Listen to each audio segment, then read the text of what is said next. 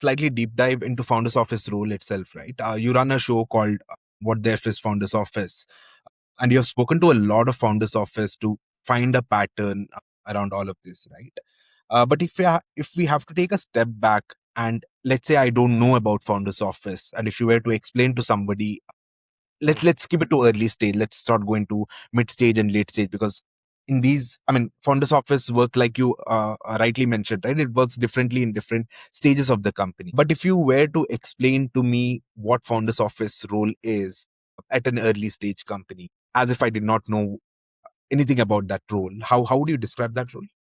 Okay.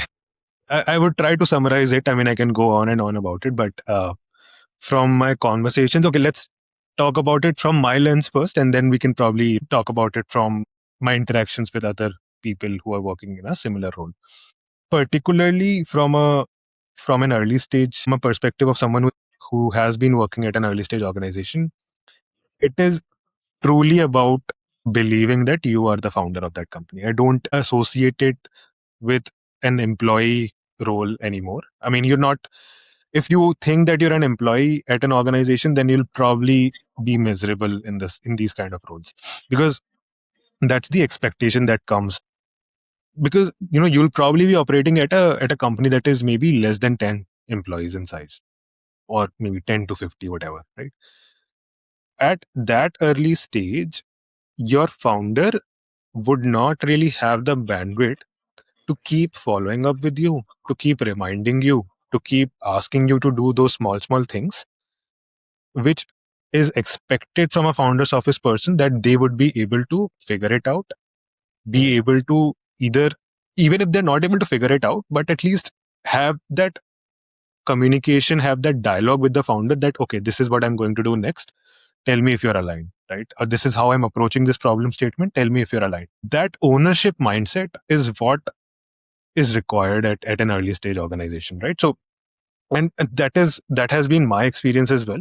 Whenever, either I'm interviewing for my podcast or I'm interviewing for my own team, I sort of try to look at that particular characteristic or that particular trait, that, would this person require me to keep telling them or asking them to do small thing? Because imagine if you were actually running a business, you would have that, restlessness at the back of your mind that, dude, things are not moving, we have to do something. Okay, Yeah. let's, dive into the data, let's look at the patterns, let's analyze where things are breaking. If I have to keep reminding my right hand, and founder's office guy is supposed to be like the right hand person to the founder. If I have to keep reminding my right hand person that, okay, analyze this data, why have the users dropped in the last 6 weeks, then they are probably not doing justice to that role. It should, I mean, the founder's office person should be coming to the founder and telling them that, boss, this is the pattern that I've realized, even though there is a data analyst, data team sitting out there, right? They would probably be waiting for those instructions to come in and then make those recommendations to the founder. But it is really the founder's office person or that team where these discussions often initiate.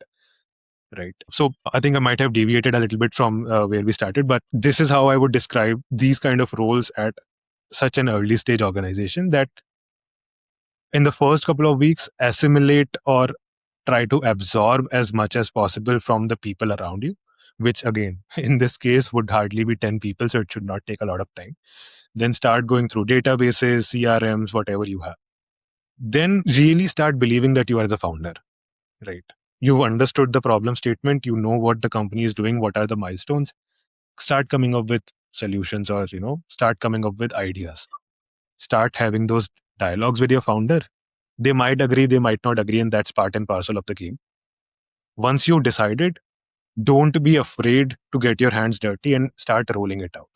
Because the one thing that I've observed, when people come from some consulting background, or who worked for numerous years in large organizations, they keep sitting on an idea and not, don't have that momentum, or, that bias to action, that they are consistently just sitting on an idea. And that's something that's very detrimental to an early stage organization. So you have to start taking those actions. You might be wrong, something might backfire. Okay, roll it back, right? Try it out for the next couple of weeks. If that particular marketing campaign, for example, doesn't work out, what's the worst that can happen? you might lose out on some money. You roll it back, you reiterate, sort of look back, analyze the patterns, and then release it again, release V2.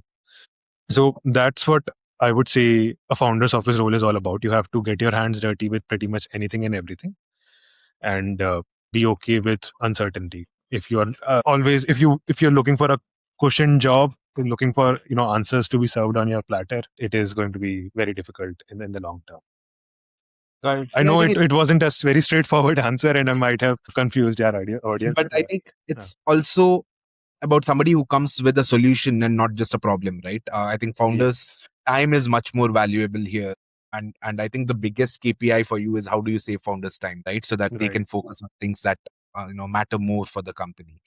But that brings me to another question. Founders' office role is also about, I think, taking decisions on behalf of the founders when founders are not in the room, right? That also means you need to start thinking like the founder, essentially, how the founder of that particular company would take a decision in that particular situation, right? Is that true, or do you believe you take in decisions as if you are a founder and not replicating the founder of the company that you're working for? Okay. So uh, again, it depends. It depends on the rapport that you have with your founder. It depends on the culture that the organization promotes. Right. In a lot of organizations, I've seen founders often are trying to keep control with themselves. So you need to align with, and that's why the first 6 months or so will be game changing, or will determine how your next whatever years that you spend at that organization in a founder's office role will look like. So for example, in the first 6 months, you sort of understand that your founder is okay letting you take some small decisions, and again, be very communicative. There is one very famous line that I learned actually from my Goldman Sachs days that has served me very well. Then that is, if you're thinking you are over communicating, you're probably not. So communicate as much as possible. Have it in writing that, okay, boss, after my interactions, this is what I have concluded. Decisions pertaining to, let's say, HR, finance, etc., will be taken by me. Decisions relating to product, business, GTM strategy will be, I'll need to take your approval. As long as you are on the same page with your founder that these are the decisions that I can take autonomously, these are the decisions for which I'll need your approval, you should be good. And as you develop that trust with your founder, that okay, Rachit has started taking these decisions well now, then they will also be willing to let go of the bigger decisions that they were previously asking you to take approval from. So, but there is no right or wrong answer. Like, for example, if you're in a meeting room with investors, they would probably not expect you or would want you to take a call. But let's say if you are in a internal meeting, if you're, let's say, meeting a vendor or a supplier, right, and it's not very high stakes, then probably they'll be okay letting you take that decision.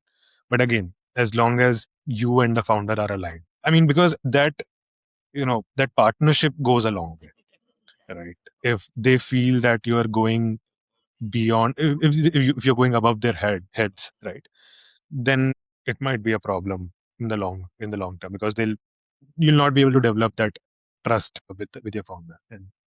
And any relationship with, yeah, there's a lack of trust would not last in the long term. Right. I think that first 6 months is crucial for you to build that trust with the founder, saying that he can at least medium and low stake decision he can let you take on his behalf. And of course, I think high stake decision founders are generally involved because it's a crucial decisions for the company. Yeah. So one thing that I want to go in depth, because you have seen founders office role pre AI era and you are now seeing it post AI era, right? What's something that has changed, and if you were to hire for a founder's office role pre AI versus post AI, what would that difference be? That's a good question. Interesting, because what has changed post AI is, I think, see, as a founder's office guy, you were always expected to be a generalist. So even if there was no Claude or no Chat GPT, you were still supposed to figure it out. Uh, right. But now I think that benchmark has gone up a notch. Your Hmm. ability to figure out has to be top notch, because there is no excuse for you not having an answer to a particular question. I think in pre AI era, I might have, ranked them or judged them on the basis of their ability to figure out, because at that time you still had to Google, you still had to collect a few resources, dump that data into a spreadsheet and do that analysis yourself. Now Claude can do that analysis for you, so I don't really judge them on that particular ability to collect data, to analyze, to come up with recommendations. I think how to do it has been solved. What to do or what to build is still something that humans have to decide.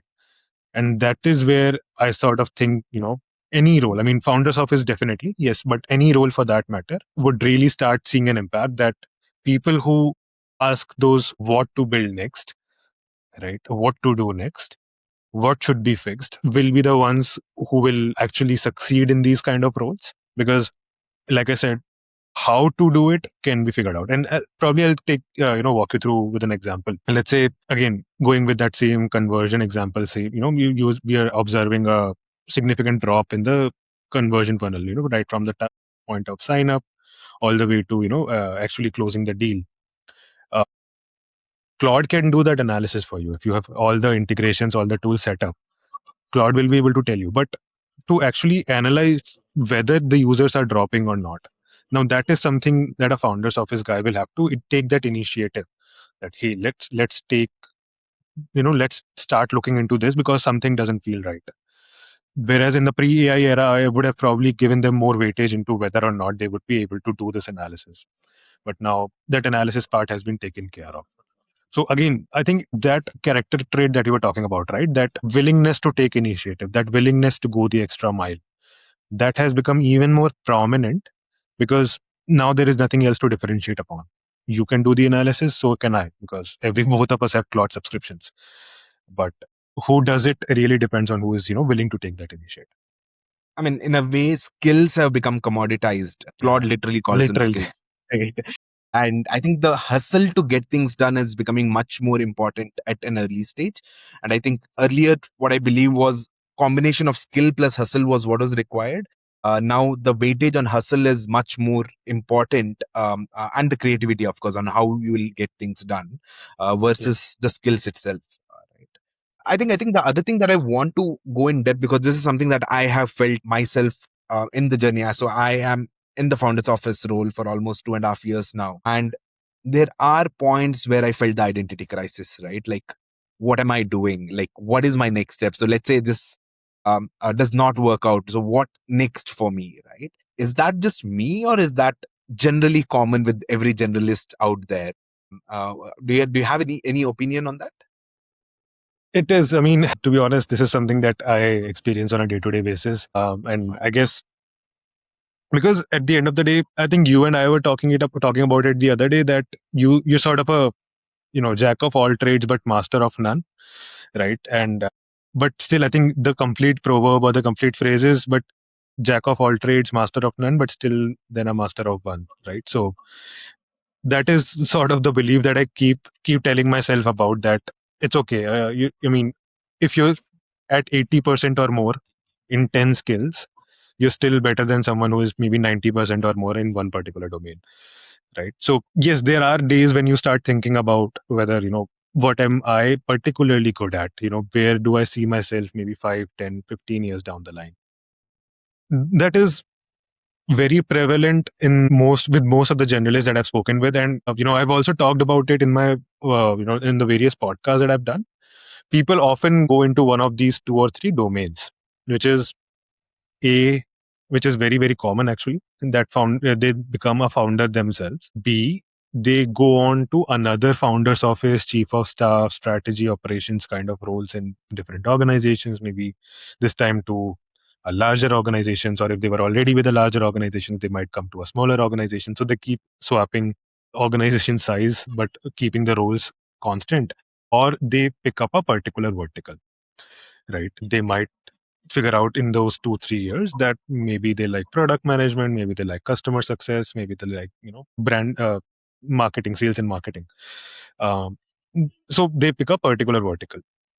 The final one that I've seen is some of them have also migrated to a more of an investing role, which is a VC or a PE, depending on how which roles are they hiring for. But these are the 3 4 common domains where I've seen people migrate into.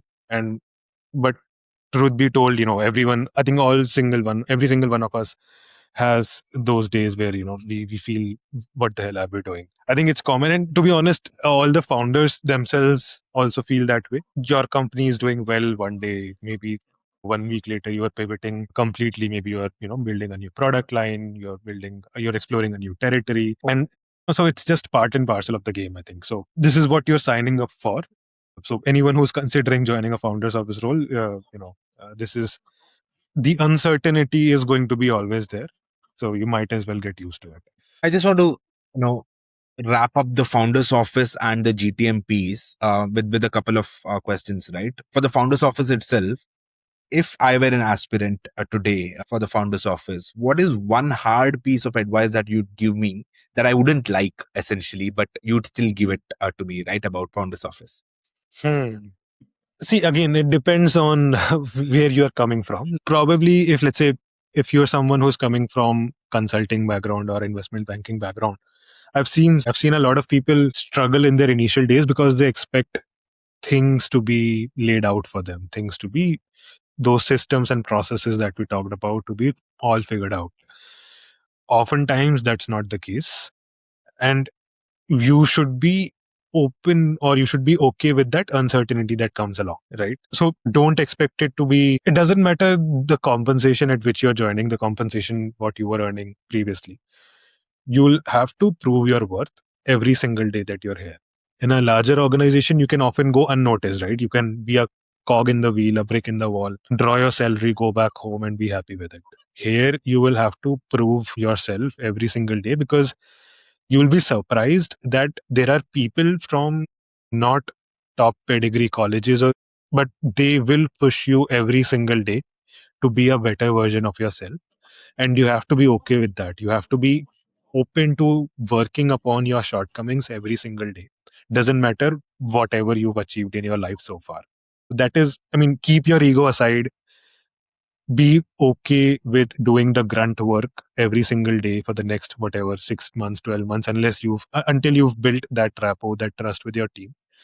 And that would be the one hard piece of advice. And it's easier said than done, right? I mean, it's often talked about, but it's only when you sort of get into the thick of things that you start realizing that, okay, this is much more difficult. And even I faced that, when I joined Lucidity at an early stage. I believed that I would be that I will be able to figure it out all on the very first day. But you have to give it time. You have to be patient, and you have to be willing to spend those hours learning the trade. But once you've overcome that hurdle, then the journey thereon onwards, it's quite easy. It's quite enjoying. It's quite worth your time. So that's there. But for a candidate who's not coming from a certain background, who's a fresher, maybe who's joining right out of college, for them, I think my piece of advice, or one thing that they should be okay with, is not having a work-life balance, right? Because I mean, there is no beating around the bush. I mean, if you're looking for a work-life balance, that's fair. I mean, everyone has their own preferences, but maybe then don't join a founder's office role, because here you'll have to, really prove yourself and learn the job before you actually, get to command that position. Yeah, that would be the hard piece of advice.